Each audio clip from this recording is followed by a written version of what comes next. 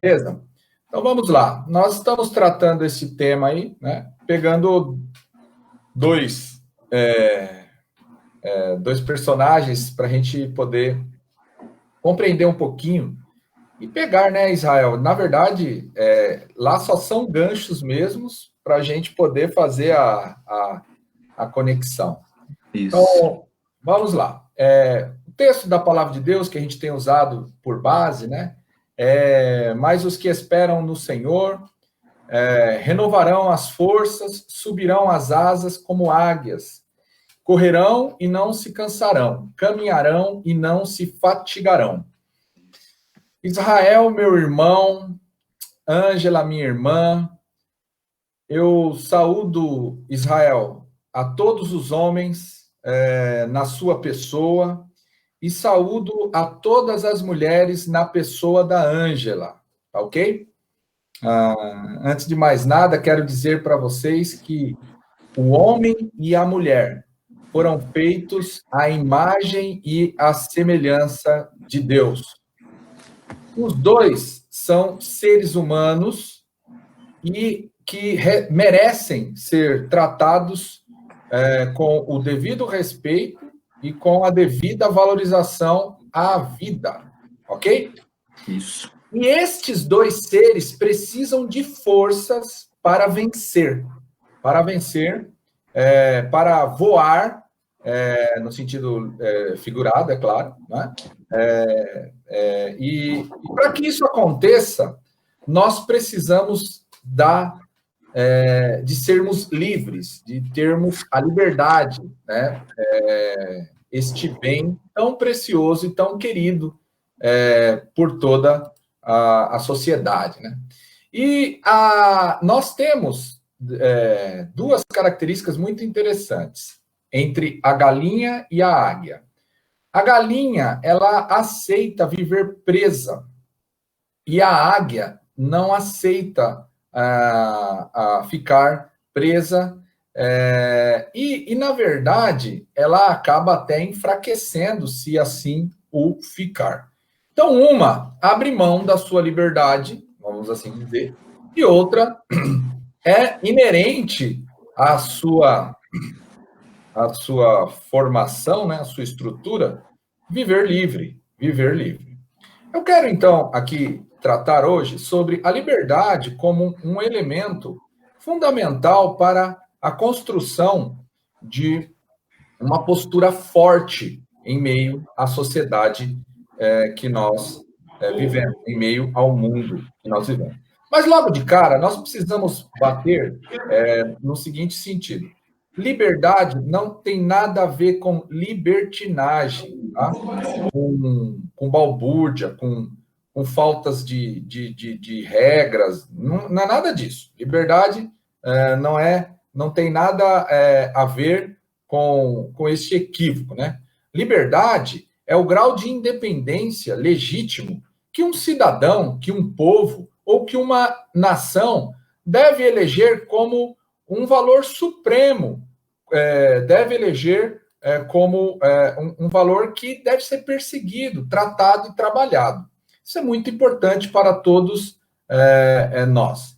Mas eu quero tratar, como nós estamos falando de bateria, de força espiritual, né?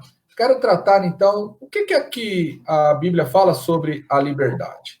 Primeira coisa que eu quero trabalhar é a seguinte, o primeiro ponto que eu quero trabalhar é que a fonte da liberdade, onde que nós espiritualmente encontramos a fonte da liberdade. O texto nos diz, na Bíblia, que a fonte da liberdade reside em Cristo Jesus. O texto fala assim: se, pois, o Filho vos libertar, verdadeiramente sereis livre. Se, pois, o Filho vos libertar, verdadeiramente sereis livres. E em que consiste a liberdade dos verdadeiros cristãos? Eles consistem em se tornar livres da culpa e das consequências do pecado por intermédio do sangue de Cristo, né? Nada efetivamente pode tirar essa liberdade da vida daqueles por quem Cristo eficazmente livrou, ok? Então, a verdadeira fonte da liberdade, na cosmovisão cristã, reside na pessoa de Jesus Cristo. É ele quem tem o poder para nos livrar e livrar verdadeiramente. Né? Então, note só, Israel e todos aqueles que estão nos ouvindo. Quando Cristo escreve esse texto, ele está falando para homens que acreditavam que a liberdade poderia ser fundada em coisas passageiras, né? E coisas sem substância, né? Para manter a liberdade. Por exemplo, a minha identidade patriótica, ela não sustenta a liberdade no sentido eterno, né? Eu posso falar assim, eu sou livre porque sou americano, eu sou livre porque sou, sei lá, né, brasileiro, etc. e tal. Não, é uma questão, eu sou livre porque tenho dinheiro, eu sou livre porque tenho posses, eu sou livre porque tenho um nome, uma história familiar lá atrás. A liberdade, ela não pode estar fundamentada nessas coisas, porque essas coisas podem ir de uma hora para outra, né? Um país Sim. Pode ser dominado pelo outro, enfim, o seu dinheiro pode acabar e por aí vai afora. Outras coisas. A verdadeira liberdade, espiritualmente falando, ela reside na pessoa de Jesus Cristo. Tá? Se você que está me ouvindo quer ser livre, espiritualmente falando, e aí do espiritual saltar para o universo material, nós, pela história, e pelo que a Bíblia diz, toda a liberdade reside na pessoa de Jesus Cristo, ok? Então, nós estávamos tratando um pouco sobre isso. Nós trabalhamos também que qual é a finalidade da liberdade? Essa que é a grande questão. Será que a liberdade a finalidade da liberdade é para eu desrespeitar as pessoas, para eu destratar as pessoas, ou para eu, para de repente a gente sair arrogando aí, que todo mundo pode sair sem nenhum tipo de zelo para com o direito do outro, etc. e tal? Não, já falei, liberdade é uma coisa e libertinagem é outra completamente. A finalidade da liberdade o próprio Paulo, escrevendo aos Gálatas, vai nos dizer, o qual Cristo, né, se deu a si mesmo por nossos pecados, e aí ele diz, para nos livrar do presente século mau, segundo a vontade de Deus, nosso Pai, ao qual a glória para todo o sempre. Amém. E aqui eu quero fazer uma parada para falar que o presente século mau aqui, que Paulo está falando, o Israel, é um pacote, né, de ideologias, de ideias, né, de mentalidades, né, que vem contrapondo, né, tentando marcar a cabeça das pessoas a chamar o certo de errado e o errado de certo. Sim. Então, a liberdade que Cristo nos traz é contra este presente século mau, contra esse cabedal, né, de construções que tentam desconstruir, né, as bases fundamentais para a vida em sociedade. E o texto vai dizer, né, que o Deus deste século cegou a geração que está chamando o certo de errado. Né? O cristão, necessariamente, quando é liberto, ele se contrapõe a este mundo, a esse pacote ideológico mau que o presente século preconiza, incentiva e estimula. Né? Agora, Israel, quantas ideologias nós vemos sendo defendidas à torta e à direita, e como se fosse certo, como se fosse correto? Verdade. Né? Olha, Israel, você já ouviu falar na síndrome de Faraó, que ataca a liderança governamental de muitas pessoas, de muitos programas de governo por aí? Sim. Você sabia que existe uma celebração ao aborto de uma maneira assim totalmente indiscriminada, literalmente falando assim, à torto e à direita? Nós chamamos isso de a ideologia da morte. A ideologia da morte. Pastor, o que tem a ver Faraó com isso aí, né? Calma, vou explicar. Aqui está dentro de um contexto. Sim. Você lembra daquele episódio quando o Faraó, achando que poderia resolver o problema do crescimento do povo hebreu, ele mandou matar os bebês, né? As crianças, né? Esse infanticídio, né? A morte às crianças. A segunda Organização Mundial da Saúde, no período de 2010 a 2014, cerca de 55 milhões de abortos ocorreram no mundo. Né? De 2010 a 2014. Isso o que foi uma estimativa, né? Vamos assim dizer. Né? Eu quero que você depois possa assistir um vídeo lançado pela BV Filmes, que está lá num canal que vale a pena você assinar lá e começar a assistir. Você vai ver que ele trata sobre 12 mentiras que ensinam por aí. E uma delas trata a respeito dessa problemática do aborto, né? De que o aborto é a solução. Eles vão trabalhar de uma forma muito interessante. E uma das coisas que eu vi lá, Israel, é o seguinte, que há até uma defesa de que toda mulher que é estuprada, ela pode praticar o aborto, e a lei, né, no nosso país trata dessa questão. O que as pessoas esquecem de contar, eu acho que a gente tinha que ser mais transparente nas questões, né?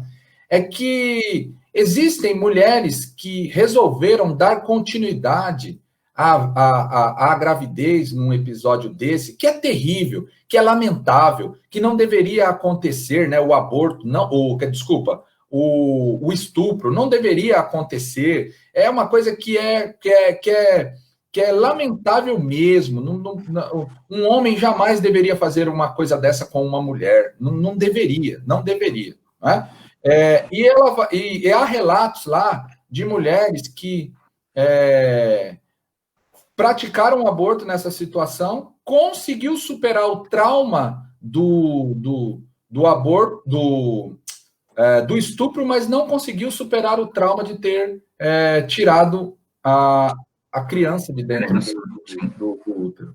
Então, é uma coisa muito complicada, né? Um outro relato que eu vi recentemente, no meio dessa discussão toda aí que fizeram, né?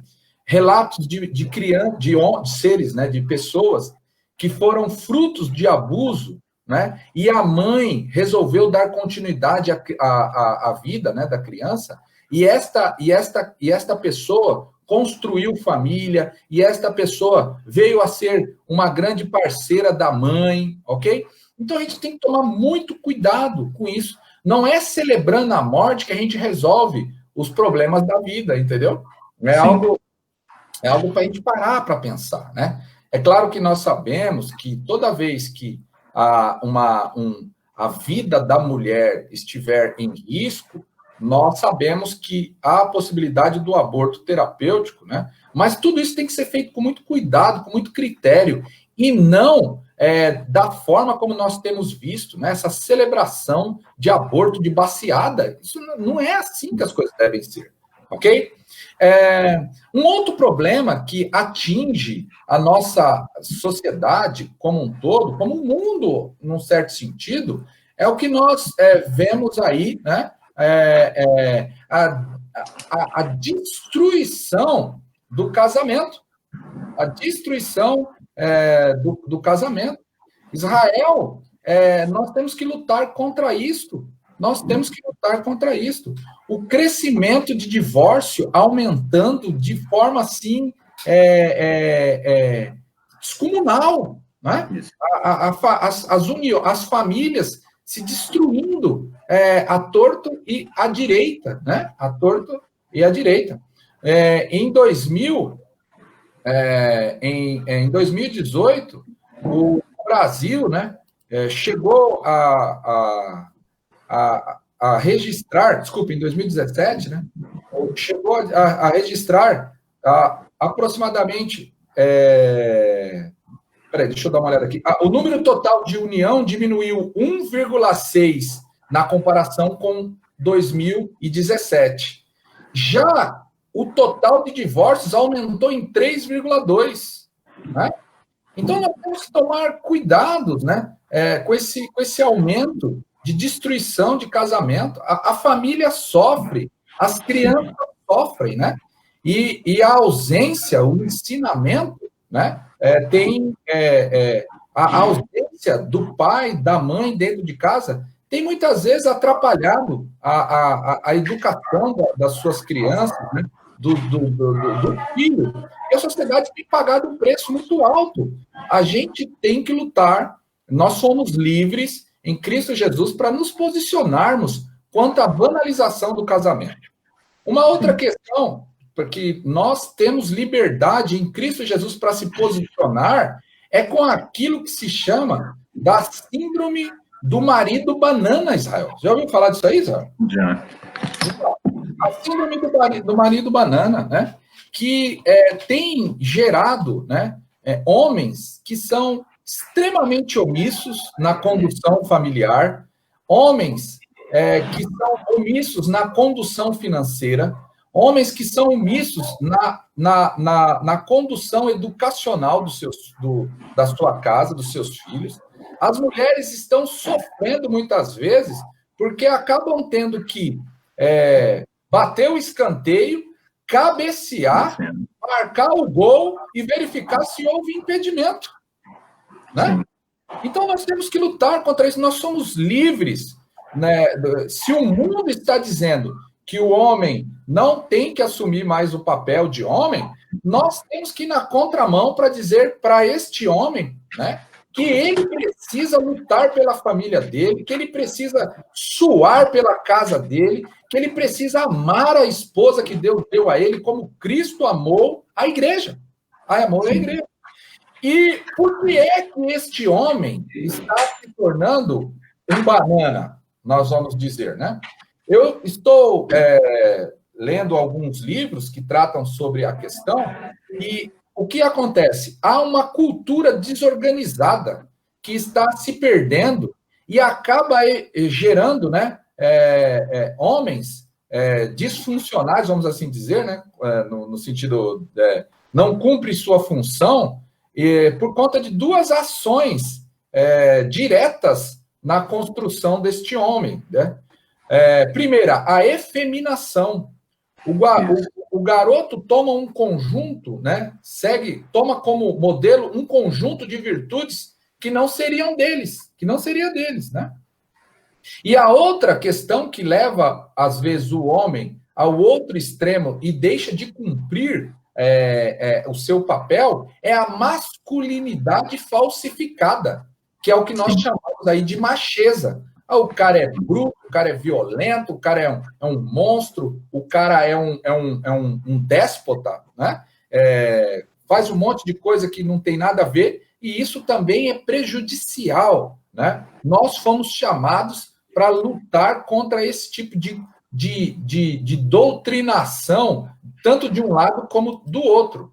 E aí, eu li, Israel, recentemente, um livro do Léo Freiman, que é este livro aqui, ó, né? Que trata sobre Meu Filho Chegou à Adolescência. E agora, né? Como construir um projeto de vida juntos. É claro que eu não preciso concordar com tudo que ele fala, porque eu sei que também ele não é obrigado a concordar com tudo que eu falo, né? Mas ele diz o seguinte: muitas mulheres no consultório, quando podem assumir seus desejos mais profundos, sem medo de serem julgadas, dizem que sim, adorariam poder assumir um pouco o papel de mulherzinha, entre aspas, tá, Israel? Né? Sem a conotação negativa, mas com a delicadeza que elas desejariam ser, olha só, cuidadas, paparicadas, mimadas pelos maridos, né? E que eles a sustentassem, ao menos pelo tempo em que os filhos estivessem sendo criados, né? Mas temem ser abandonadas no meio do caminho, né? Ficarem sem a carreira e acabar ficando sem nada. Por quê? Porque os homens não assumem o seu papel, né? Porque os homens, eu não sou contra a mulher trabalhar, eu não sou contra absolutamente nada disso, muito pelo contrário. Né? A Bíblia demonstra que a mulher pode ser, sim, empreendedora, ter a sua postura, mas é lamentável deixar isso tudo nas costas das mulheres, né? E um pacote de homens que você vê aí, que a última coisa que eles são, né? São pessoas que amam, que defendem, que lutam, que trabalham em prol da família que Deus deu a eles, né? Sim. Eu recentemente não, eu li um artigo escrito por uma jornalista dinamarquesa por nome de Iben Traumon. Ela fez um comentário, foi duramente criticada, né? Eu não sei se você sabe, mas um tempo atrás, as mulheres, se a minha memória não me trai, ali da região da Alemanha, da Europa, né, estavam sendo vítimas de violência, de estupro, né? Por conta eles dizem, ela vai dizendo, né, que com a chegada de muitos homens de outras culturas, de outras formações religiosas e ideológicas, né, vinda com essa migração toda, né, não todos, aumentou-se o número de violência, de estupro às mulheres numa determinada região, né? E ali da Europa, ali, né? E ela foi falar que isto estava se dando, por quê? Porque os homens ali, né, foram doutrinados, né? Meio que perderam o seu papel de defesa das mulheres, de luta contra esse tipo de coisa, né? E ela vai fazer, ela dá uma entrevista a uma determinada rádio, de um determinado programa de TV, onde ela critica, porque os homens vão para a rua para defender as mulheres contra os estupros, sabe como, Israel? Né? Vestido de mini saia, cara. Mini saia, não sei o que, tal, essas coisas. E aí ela critica duramente, né? Ela critica duramente, falando que esse tipo de postura dificilmente vai ajudar, né? Aquela cena, aquela situação, né? Esse negócio, ela critica até mesmo a formação, né, de tudo que tem acontecido. Então, nós precisamos lutar em favor das nossas mulheres, defender os seus direitos, mas com o devido discernimento. Nós temos que lutar contra isso, né? E, por fim, eu quero falar que a liberdade, qual é a evidência desta liberdade? O texto vai nos dizer que Paulo vai falar, porque vós, irmãos, fostes chamados à liberdade, porém não useis da liberdade para dar ocasião à carne. Sedes antes servos uns dos outros. Então, por fim, eu quero terminar com isso, a liberdade em Cristo Jesus deve nos ajudar a evitarmos a imaturidade. E o que é a imaturidade, Israel? Você sabe aquele negócio da síndrome do pode ou não pode?